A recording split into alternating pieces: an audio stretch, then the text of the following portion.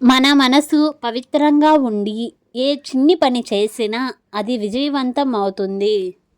మంచి ఎక్కడ ఉన్నా పరిగ్రహించు, చెడు ఎక్కడ ఉన్నా పరిత్యజించు. కార్యసాధకులైన వారు శరీర సుఖాల కోసం పాకులాడరు, కష్ట సుఖాలను లక్ష్యపెట్టరు. దొరలవాట్లు మొదట్లో సాలిగూళ్ళంటివి, తర్వాత అవి ఇనుప గొలుసులై మిమ్మల్ని బంధిస్తాయి. సాటి మనిషిని మానసికంగానూ శారీరకంగానూ గాయపరచకూడదు. నిరాడంబరత స్నేహితుల్ని పెంచుతుంది, గర్వం శత్రువుల్ని పెంచుతుంది. దైవం అంటే గుళ్ళో ఉండే విగ్రహం మాత్రమే కాదు, ప్రతి వాడి గుండెల్లో ఉండే మానవత్వం. నిజాయితీపరుడైన వ్యక్తి తన అంతరాత్మ అంగీకరించని పని చేయలేడు. జీవితంలో వచ్చే చెడు రోజులు కూడా మన మంచి కొరకే అనుకోవాలి. అప్పుడే తెలుస్తుంది నిజమైన స్నేహితులు ఎవరనేది. మనుషులు వారి ప్రవృత్తిని బట్టి నిర్ణయిస్తారు కానీ వారి వృత్తుల ఆధారంగా కాదు. మానసికంగా శక్తివంతమైన వాళ్ళు ఎలాంటి కష్టాన్నైనా మరుసటి రోజు కల్లా మర్చిపోగలుగుతారు. స్వయం కృషితో పైకి వచ్చిన వ్యక్తి ముందు అదృష్టం గురించి మాట్లాడకండి. ఎవడు ఇంద్రియాలను లొంగదీసుకుంటాడో అతనే వివేకి. అవినీతి మార్గంలో జీవించే ధనికుడి కన్నా నిజాయితీగా బ్రతికే నిరుపేద మేలు. తప్పు చేశాడని ప్రతి ఒక్కరిని ద్వేషిస్తూ పోతే ప్రేమించడానికి ఎవరూ మిగలరు. జీవితంలో ఒక అడుగు వెనక్కి పడితే 2 అడుగులు ముందుకి ఎలా వెళ్ళాలో ఆలోచించాలి. మాటలకు చేతలకు తేడా ఉన్నదంటే మనసులో ఏదో స్వార్థం ఉన్నట్లే. నీ భయం నీ దగ్గరే ఉంచుకో, నీ ధైర్యాన్ని మాత్రం 10 మందికి పంచు.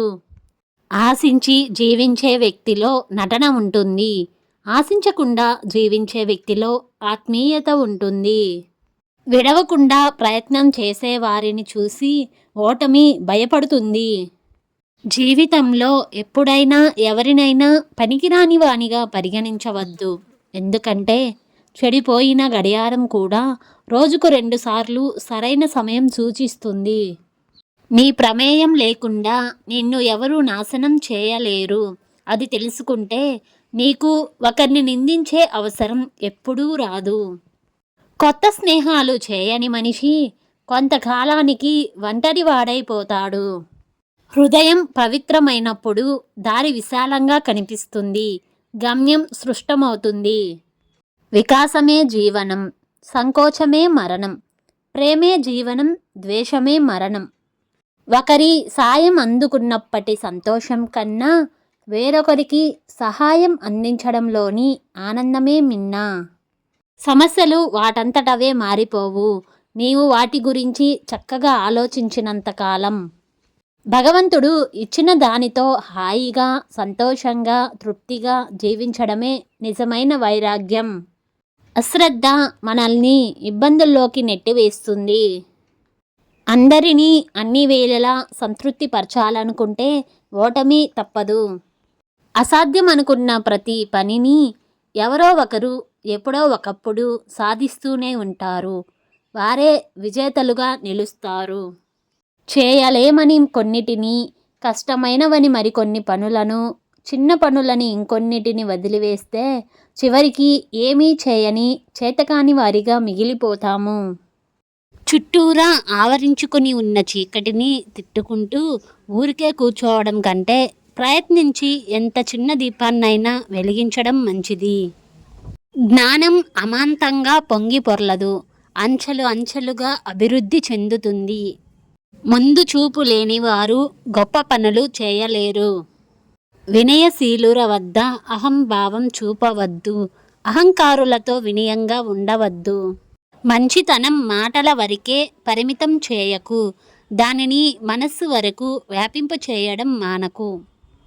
విజయవంతమైన ప్రతి వ్యక్తి వెనుక తోడుగా ఎక్కడో అక్కడ అద్భుతమైన చిత్తశుద్ధి, నిజాయితీ ఉండి తీరాలి. ధనాన్ని ఎవరైనా కూడబెట్టగలరు, కానీ ధర్మాన్ని కూడబెట్టిన వారే ధన్యాత్ములు.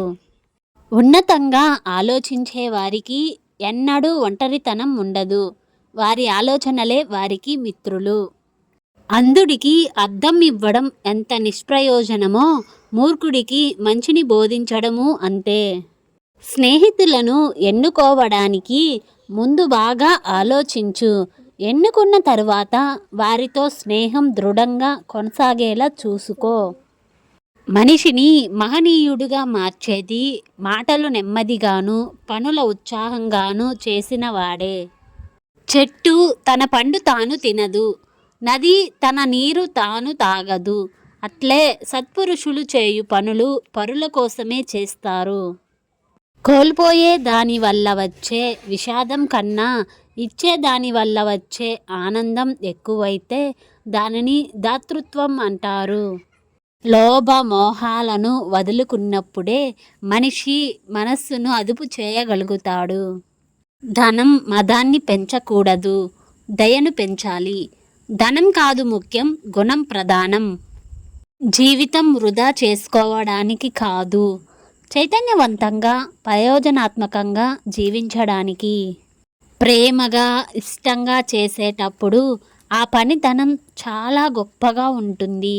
మీకు దక్కాల్సిన ఫలం దక్కుతుంది.